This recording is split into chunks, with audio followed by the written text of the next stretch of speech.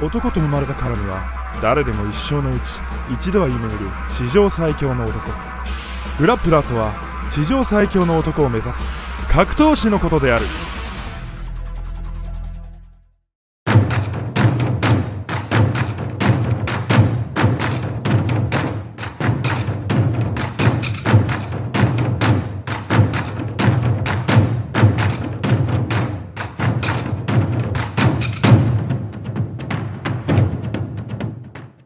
皆さん、グラップラーチャンネルへようこそ。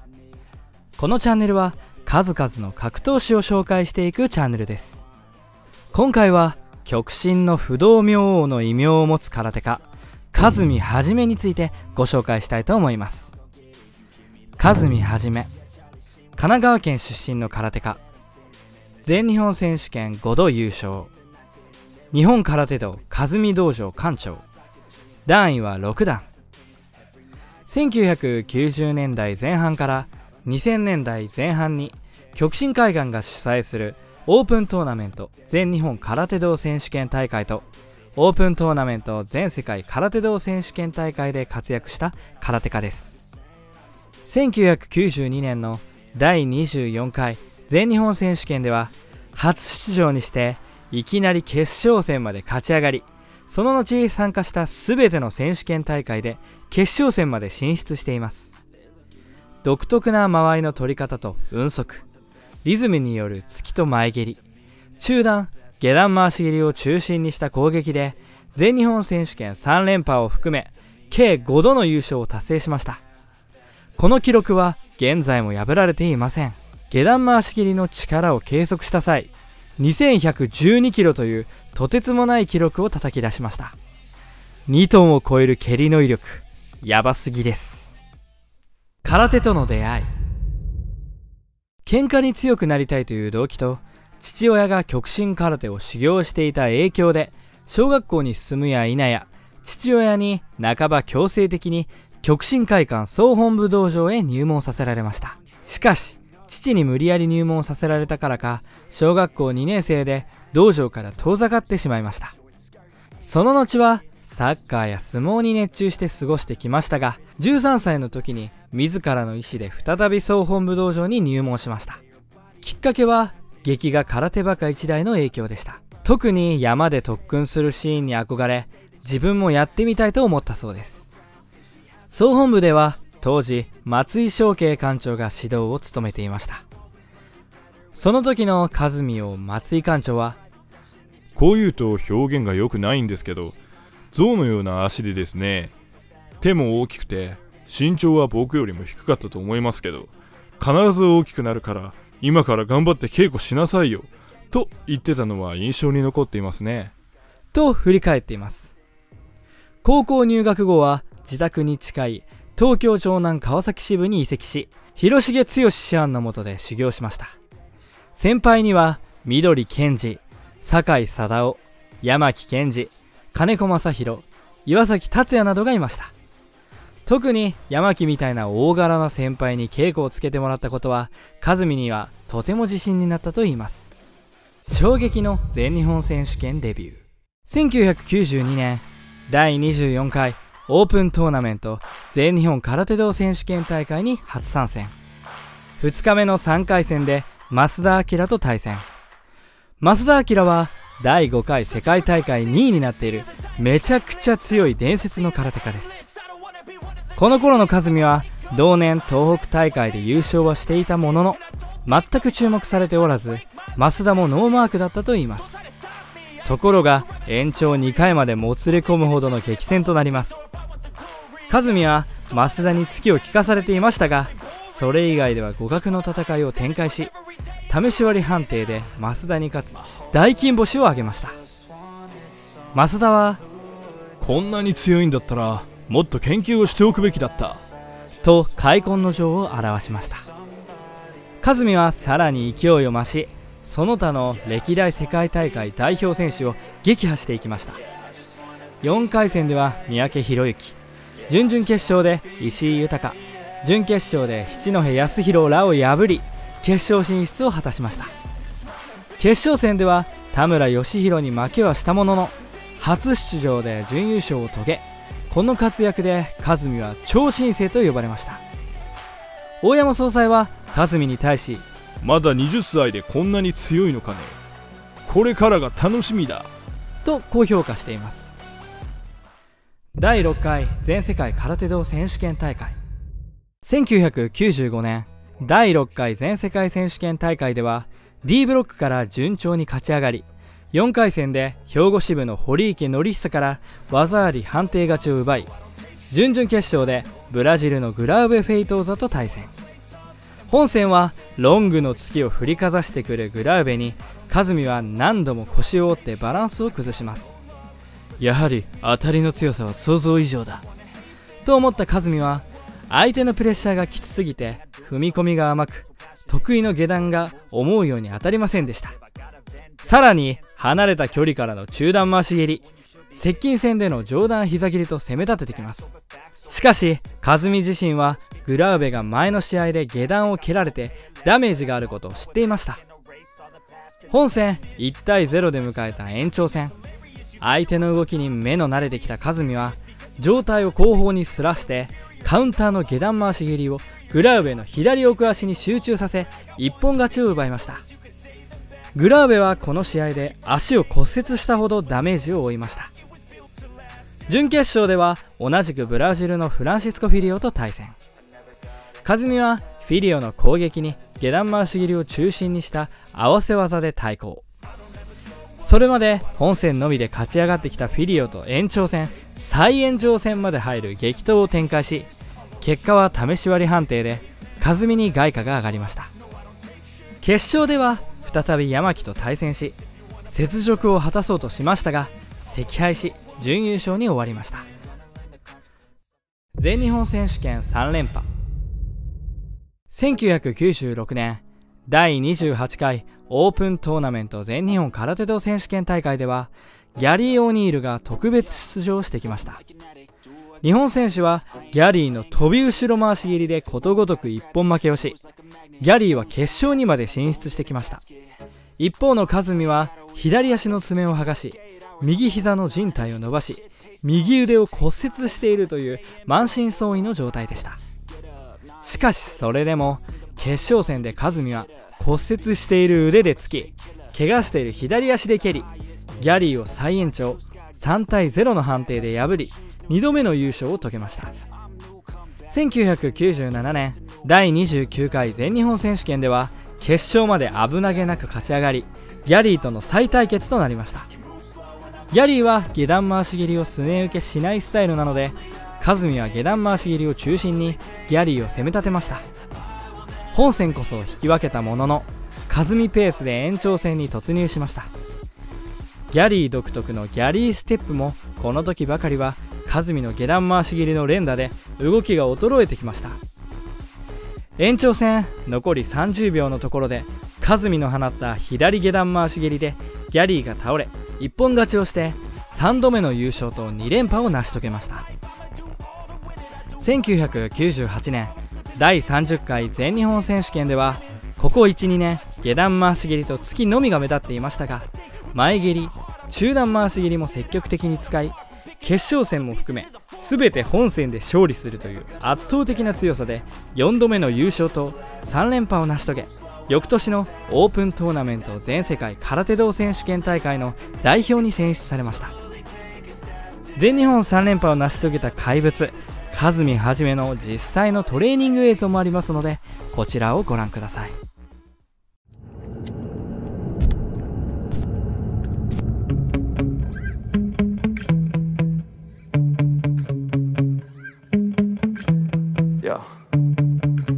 Sometimes I get so mad, there's no controlling me. My thoughts get so bad, I'm like, I might grab a bat, I don't know. My wrath, my blood boils over like, oh God, here goes. I lost all feeling from my head to my toes. You said some shit that I can't let go, so just stay tuned for the rest of the show. So have you ever felt betrayed? Switches how you see things, realize something needs change. Cause I know you got me fucked up, let me show you what's up. Cause enough is enough. I'll take a face full of pavement just to make a statement. I know there's no turning back.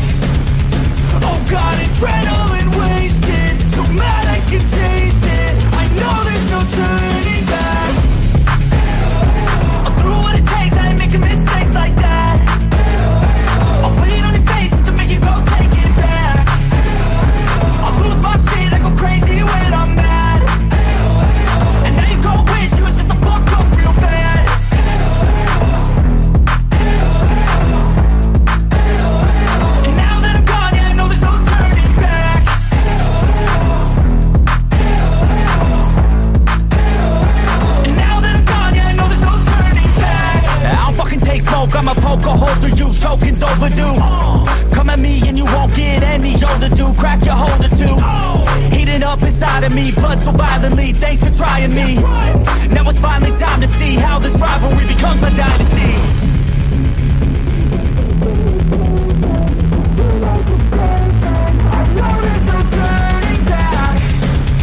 Oh God, adrenaline wasted. So mad I can taste it. I know there's no turning back.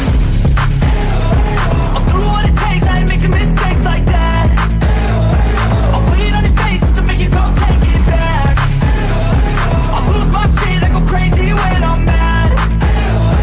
And now you go wish you would shut the fuck up real bad.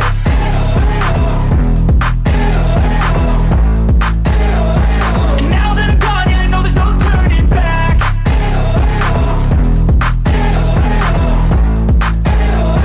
And now that I'm gone, yeah, I know there's no turning back.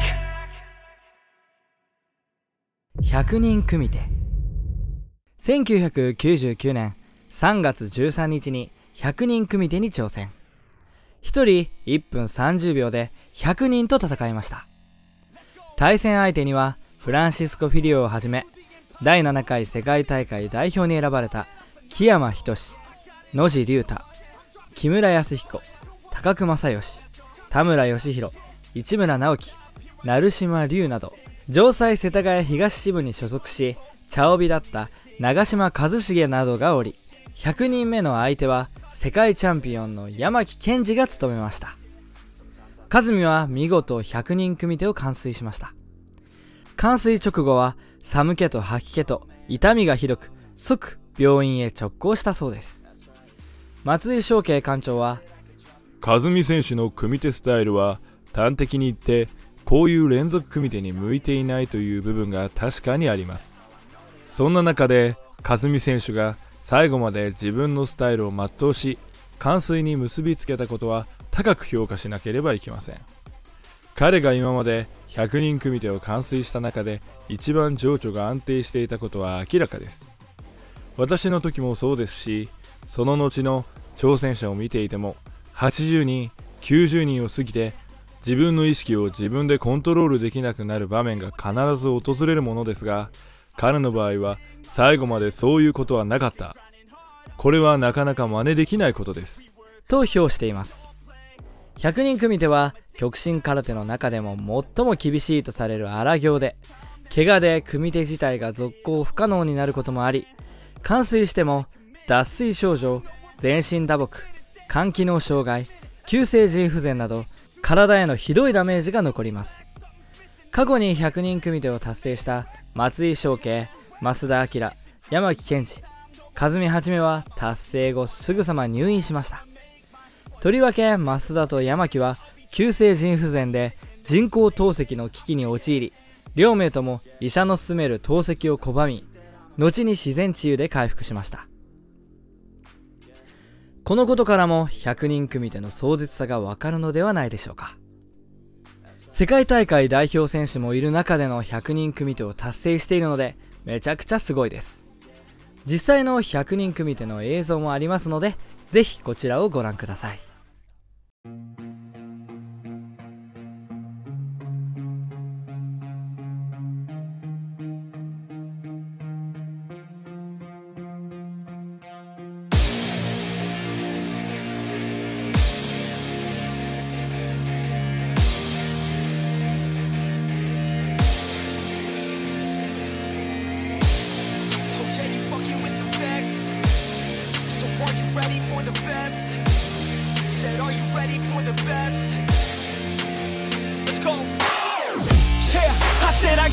I'm in it. I'm hella filthy, so I got this, I'm winning. I'm not a quitter, so I'm not fucking quitting. Just try to stop me and you'll drop dead missing. I'm on my way to the top now, listen. I ain't never gonna stop, too driven. I ain't never getting lost, got vision. I'ma make this shit hot, ignition. Yeah, y'all give me facts, not fiction. Then you know I fucking listen, cause I'm on a fucking mission. Man, you got to be driven, cause this world is unforgiving. You're the only one that's winning, or the only one that's quitting. So get up and stay committed, don't be asking for permission. Hit the gas after ignition and start acting like you're winning. Make your own damn decisions, don't let others make you victims. Have a thought and have a vision, don't get caught up in the millions. Yeah, I'ma make this shit hot. Oh, I'ma light the shit up. Yeah, I'ma make the shit hot. Oh, I'ma light the shit up.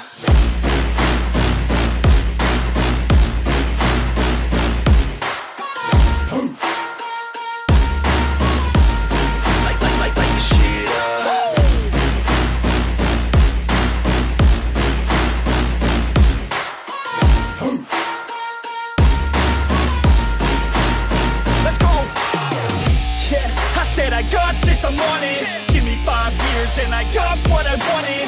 I'ma go ahead and finish all that I started. I'ma go ahead and get it all uncharted. I can make this place go off like a rocket. I can give a fuck if you hate it or you love it. I don't do this shit cause I think that you're on it. I just do this shit cause I know that I want it. I could give a fuck if I died today. If I'ma go out, it's my fucking way. At least I'll go out with some pride to my name. With the fight that I play, that's my fucking way, home.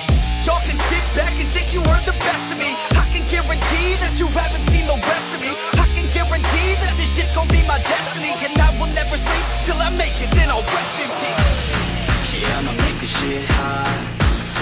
Oh, I'ma light the shit up. Yeah, I'ma make this shit hot. Oh, I'ma light the shit up.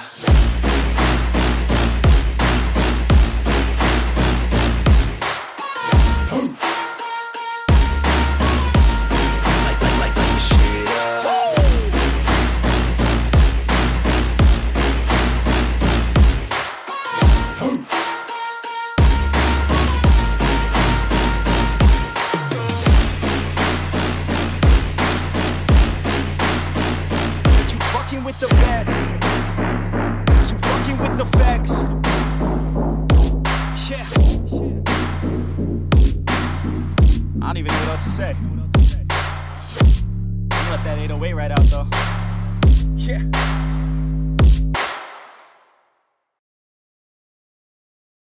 第7回全世界空手道選手権大会。1999年11月に開催された第7回全世界選手権では、準決勝でグラウベ・フェイトーザを判定で破り、順当に決勝進出し、フランシスコ・フィリオと再戦しました。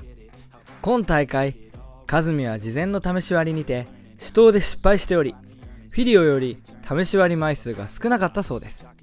カズミは何としても再延長戦までの試合の中で決着をつけなければならないと思っていましたが、試合は本戦、延長戦、再延長戦すべて引き分けとなり、試し割り判定に持ち込まれ、カズミはフィリオに敗れ準優勝となりました。大山総裁は、空手母国日本が負けるようなことがあれば腹を切る覚悟で試合に臨めとおっしゃっていました。この試合により1975年の第1回全世界選手権から27年間、空手母国日本の日本人が守り抜いた王座を外国人に明け渡すという形になってしまいました。しかし、個人的な見解を述べさせてもらうと、大山総裁存命中であれば勝敗の結果は変わったかもしれないと個人的には思っています。なぜかというと、大山総裁存命中は本来のルールを無視した大山総裁ルールみたいな部分が一部あり、白黒はっきりつけさせるために無制限ラウンドにさせたりすることが往々にしてありました。例を挙げると、第4回世界大会のマイケル・トンプソン選手と松井翔慶館長の試合などは5回もの延長の末、松井館長のハイキックにより勝敗が決しています。このような形で無制限ラウンドにしたらカズミはじめが勝ったんじゃないかなと思ったりもします。その後と引退。2002年11月第34回全日本選手権では決勝戦で木山仁と再延長までもつれる接戦を制して5度目の優勝を成し遂げ、翌年の第8回オープントーナメント全世界空手道選手権大会の代表に選出されました。しかし世界大会に出場することはなく、2002年の全日本大会を最後に現役を引退しました。そして2002年12月に極真会館を退会しています。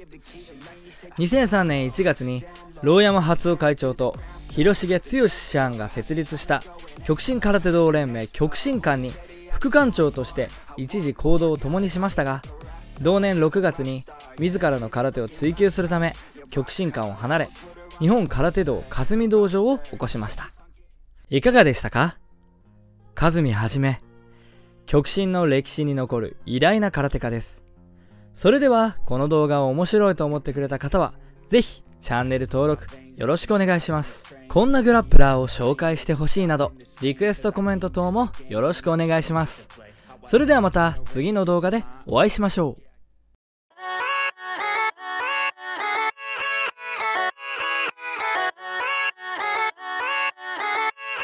Yeah, yeah, let's go. I ain't the first with the curse, with the thirst that I wanna be better, not worse, man, it hurts.